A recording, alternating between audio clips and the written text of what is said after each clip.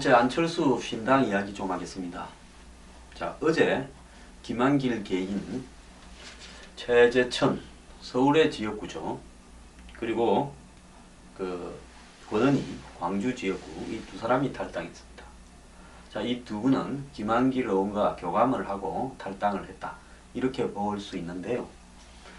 지금 한꺼번에 탈당을 해달라고 문재인 대표가 사정을 해도 하루에 한두 명씩, 그것도 매일이 아니고 또 한 2, 3일마다 탈당을 하면서 언론에 안철수 당의 불씨가 이어져 가도록 협조하고 있습니다.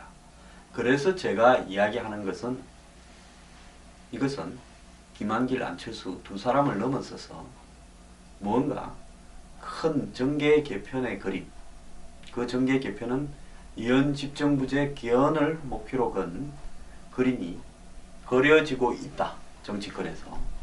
그리고 그것은 총선 전과 총선 후에 각각 2단계를 거쳐서 구체화될 것이다. 자, 이 와중에 건노갑 등 동교동계가 또 곧 탈당을 한다고 합니다. 그리고 이어서 이종걸, 민병두, 노웅래, 최원식, 김관영, 벤제일 등 중도 강망파도 탈당하지 않겠느냐라고 점쳐지고 있습니다. 그리고 박지원 의원도 탈당을 하는데, 박지원 의원은 무소속으로 출마를 하거나 그러지 않으면 박주선, 정전배, 그리고 박준영, 김민석 등 이런 사람들이 추진하고 있는 신당 흐름을 하나로 규합해서 안철수 신당에 약간은 각을 세우는 모양새를 추진해보다가 안되면 무소속으로 나갈 가능성도 있다, 이렇게 지금 점쳐지고 있습니다. 자, 야당이 마치 춘추 전국시대처럼 이렇게 분열되고 있는데요. 자, 이 흐름의 큰 흐름은 안철수 신당이 핵심입니다. 지금 안철수 신당을 띄우기 위한 작업은 전방위로 전개가 되고 있습니다. 오늘도 기사에 보면 안철수, 꼼철수 이미지 벗고 기자들과 소통하고 있다. 자, 과거에는 안철수 의원을 꼼철수라고 했다고 합니다. 그런데 요즘은 이제 기자들과 농담도 걸고, 그리고 이 기자들을 아픈 구석도 어루만지기도 한다. 뭘 어떻게 아픈 구석을 어루만져 주는지 모르겠습니다. 기자가 어디 상처 입고 오면 머큐론 발라주고 밴드 붙여줍니까? 자, 그리고 기자들의 뻗치기, 집 앞에 가가지고 몇 시간 밤새도록 기다리는 거죠. 이 부분에 대해서도 뻗치기를 한 사람한테 죄송하다고 사과를 했다 그러고, 그 다음에 기자들과 송년 기자 간담회를 마친 다음에 내부자들 영화도 봤다고 합니다. 자, 내부자들 영화가 의미하는 것은 결국은 우리나라의 정재계와 관련된, 이 정재계 언론과 관련된 부패 구조를 보여주는 그런 영화인데요. 그러면서 이것이 새 정치를 보여주는 거다, 또 기자들은 그렇게 씁니다. 그리고 이 내년 1월 10일을 목표로 창당준비위원회 발족을 한다면서 창준이 발족을 위해서 사무실을 마포 1심 빌딩에 마련했는데 이 비용으로 2억을 쾌척했다, 이렇게 또 보도도 합니다. 자, 자기가 당을 만들기 위해서 창당을 하는데 자기가 돈 구해와야죠. 여태까지 안 의원이 자기가 신당을 창당하겠다고 작년에도 움직일 때 자기가 돈을 안 쓰니 그놈은 당이 될 리가 있습니까? 대한민국에서 당 만들겠다는 사람은 자기가 돈을 내거나 돈을 만들어 올 줄 아는 사람만 당을 만들 수 있는 게 현실입니다. 대한민국의 국민들이 십시일반 돈 내가지고 당을 만든 것은 종북 좌파 이념정당밖에 없을 겁니다. 지극히 당연한 일을 하는데요, 쾌척이라고 합니다. 아니, 지가 지 일을 위해서 돈 내는데 그걸 쾌척이라고 합니까? 그것도 임대보증료니까, 사무실 임대보증료니까 그거는 나중에 나갈 때 되찾는 거 아닙니까? 이런 게 사람이 달라진 겁니까? 그 전에 있었던 사람의 태도가 문제가 있는 거죠. 안 의원이 기자하고 소통도 안 하고, 돈도 안 쓰고, 밥도 안 사고, 영화도 안 보고 하는 게 문제가 있었던 거지. 예를 들어서 지금 지극히 정치인으로서 기본적으로 갖춰야 될 행동을 하는 부분을 사람이 달라졌다고 기사가 되는 걸 보면, 그럼 그전에는 사람이 아니었단 말입니까? 그럼 그때 사람이 아니었다고 쓰지요. 그때는 쓰지도 않다가 이제 와서 그렇게 씁니까? 기자들도 정말 아주 틀려먹었습니다. 그리고 이번에는 그 2012년 창당 작업을 할 때, 그때 대선 출마할 때는 브리핑 장소와 협소에 기자들의 불만이 컸던 만큼 이번에는 기자석도 60여석을 마련하고 이 방송 카메라 기자들의 동선까지 고려해서 기자실을 만들 계획이다. 이것까지도 보도를 하고 있습니다. 그래가 안철수 얼굴에 자신감이 나타났고 그 다음 표정이 바뀌었고 말투도 바뀌었다고 칭송을 해대고 있습니다. 자, 왜 갑자기 이렇게 호의적일까요? 저는 우리나라 좌우에 이원 집정부제 개헌을 바라던 세력들이 안철수 신당을 띄우기에 나섰다고 보고 있습니다. 자, 또 하나 이야기를 하겠습니다. 자, 건노갑 고문이 안철수 의원과 이 전화 통화를 했답니다. 얼마 전에요. 그래서 건 고문은 김대중 전 대통령이 새정치국민회의를 창당했을 때 중도 개혁 정당을 표방해서 대선에 승리할 수 있었다 했고, 안 의원은 통일 외교 분야를 중심으로 김대중 전 대통령을 따르겠다 했습니다. 저는 김대중 전 대통령이 새천년민중당을 창당할 때 영입대에 갔었는데요.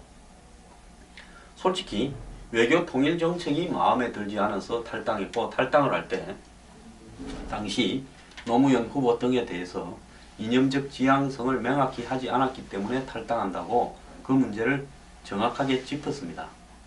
대북 문제라고 이야기하면서요. 그런데 안철수 의원이 새정치를 이야기하면서 한미동맹을 강화하겠다고 하면서 한미동맹이 가장 훼손되었던 김대중 노무현 정권의 외교 통일 정책을 따르겠다고 이렇게 이야기를 했습니다. 이것이 새정치입니까? 자, 이 세력, 김대중 세력 끌어들일 때는 김대중 대통령을 존경하고 따른다고. 그 다음에 또 이 새로운 사람들을 끌어들일 때는 무슨 중도, 우파적 정책을 하겠다고 하고. 이렇게 잡탕으로 끌고 모은 것이 새정치입니까? 이게 잡새지요.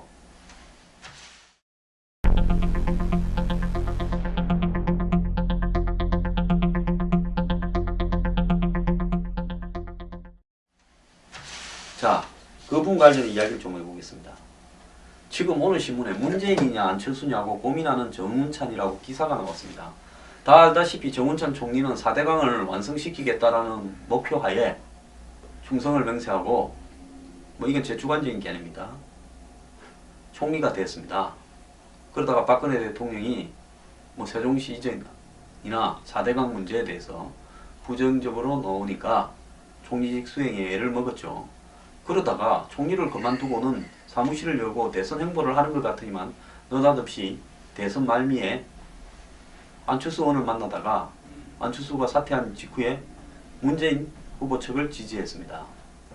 자, 이미 정운찬 씨는 문재인 후보를 지지한 경력이 있는데 이번에 또 정운찬 전 총리가 주장해온 뭡니까? 상생 동반 성장 문제를 언급을 하면서 안철수의 뭡니까?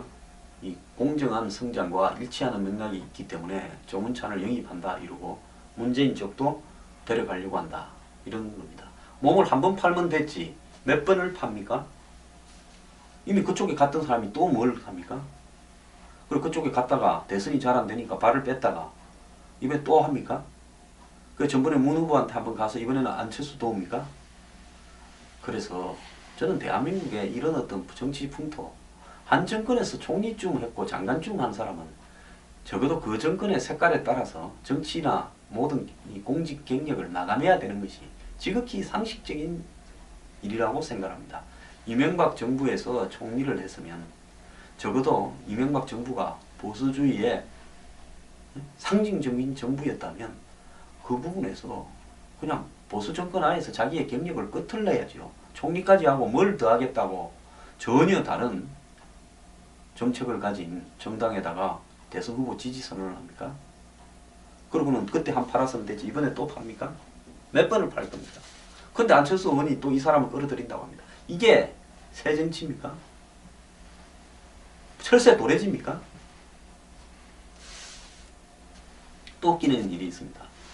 아내 남자 윤장현 광주시장도 탈당 가능성. 얼마 전에 제가 한번 방송을 했죠. 안철수 의원이 뭐 광주시청 기자실에서인가 기자회견을 하는데 광주를 방문해서 그때 안철수 의원을 외면하고 새정년에 남는 것처럼 해석이 되었던 윤장현 광주시장은 지금 광주의 의원, 국회의원 5명이 탈당을 하고 이제 3명 남았는데 2명도 또 탈당할 거라고 이야기가 나오고 있습니다. 그리고 뭐 이 동교동계도 탈당한다 이러니까 이분도 마음이 바뀌었는가. 이제는 탈당 가능성을 시사했다고 합니다.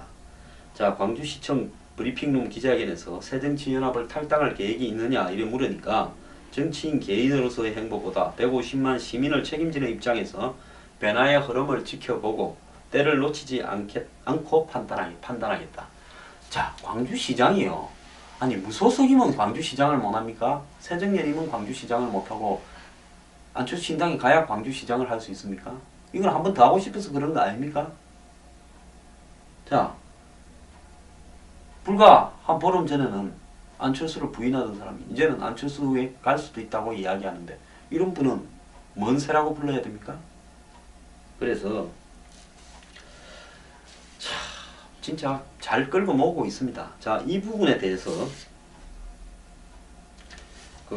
안철수 의원이 기자회견을 한 날 있었던 토론회에서 박상경 정치평론가는 새정치와 헌정치가 어떻게 다른지를 구체적인 정책으로 보여줄 수 있어야 된다.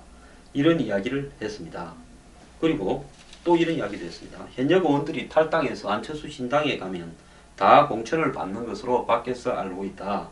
이를 불식시켜야 한다. 호남 의원 절반 정도도 탈락시켜야 된다. 이렇게 이야기를 또 하고 있습니다. 윤희웅 이 여론조사회사 센터장은 현역 의원들의 합류가 교섭단체 구성 등 세력화에는 기여할 수 있겠지만은 신당을 그냥 반새정치연합으로 규정해 확장성을 떨어뜨릴 수 있다. 특히 새정치라는 가치를 위협할 가능성이 크다. 이래 이야기를 했습니다. 그래서 지금 새정치연합을 탈당해서 안철수 당에 가는 사람들은 솔직히 말하면 공천이 어려운 사람들이 많습니다. 아까 최재천 의원 같은 경우에도 본인이 정치에 환멸을 느껴서 그만하겠다. 19대 국회를 마지막으로 떠나려 한다 하지만 또 어떤 보도에는 보면 지역구를 호남으로 옮기려고 한다. 서울에서요. 서울 이분이 성동갑이었습니다. 그래서 거기에 지역구를 호남으로 옮기려고 한다. 이런 보도도 나오고 있습니다. 그래서 도대체 언제부터 이 사람들이 안철수의 새정치를 알았다고 그동안 안철수가 당에 가서 있는 동안에 뭐 1년 한 반 이상을 있었는데 새정치연합에 안철수의 새정치를 위해서 제대로 토론하고 또 그걸 실현하기 위해서 모임을 짜서 공부도 하고 또 실천을 하기 위한 조직 활동도 하고 이런 것도 아닙니다. 또 뭐 공천이 있기 전에는 딱히 새정치연합 당 내부에서 벌어지는 각종 문제에 대해서 조경태 의원처럼 그렇게 분명히 외부에 목소리를 내면서 다른 건 다르다라고 이야기를 하지 않았습니다. 저는 조경태 의원 혼자는 인정을 합니다. 이 사람은 문재인 지도부에 대해서 끊임없이 예를 들어서 대통령이 국회에 입장할 때도 혼자 일어서서 경의를 표했고 또 당 내부에 이 정책 문제나 여러 가지 핵심안을 토론할 때도 표결을 해야 된다. 손을 들고 다 찬반을 구체적으로 세자고 이야기도 했고 토론도 해야 된다고도 이야기를 했고 여러 번 문재인 진노의 문제에 대해서 지적도 했습니다. 이런 사람들은 어떤 정치 행동을 하더라도 자기 명분이 충분한 겁니다. 그런데 한번 보십시오. 이 지금 그동안 말도 하지 않고 TV에 잘 보이지도 않던 사람들이 뭐 말을 했으면 언론에 다 보도가 됐을 거 아니에요. 갑자기 안철수 새정치를 향해서 간다고 합니다. 새정치가 하늘에서 갑자기 뚝 떨어지는 겁니까? 철새도 옷을 새정치라고 갈아입으면 새정치가 되는 겁니까?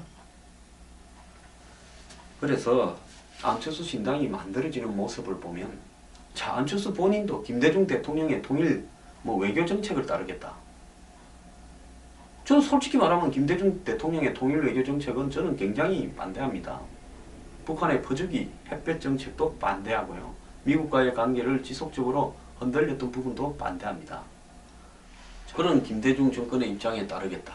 또 정운찬은 이명박 정권에서 총리를 지낸 정운찬의 동반성장이 얼마나 됐는지 저는 의문이라고 봅니다. 말뿐이지요. 상생 동반성장, 뭔 동반성장입니까? 큰 사람이 더 커졌지요. 정운찬 총리가 재임하는 기간 동안에 예를 들어서 큰 놈이 더 커졌는지 진짜 큰 놈과 작은 놈이 같이 성장했는지를 한번 보세요. 수치로. 그 말뿐만 동방성장을 자기가 주장하는 공정성장과 비슷하다. 웃기는 소리 좀 하지 마십시오. 며칠 전에 자기 부인하던 사람을 갖다가 이제는 또 나가겠다고 하면 웰컴해가 받을 겁니다. 이게 새정치의 꼬라지입니까?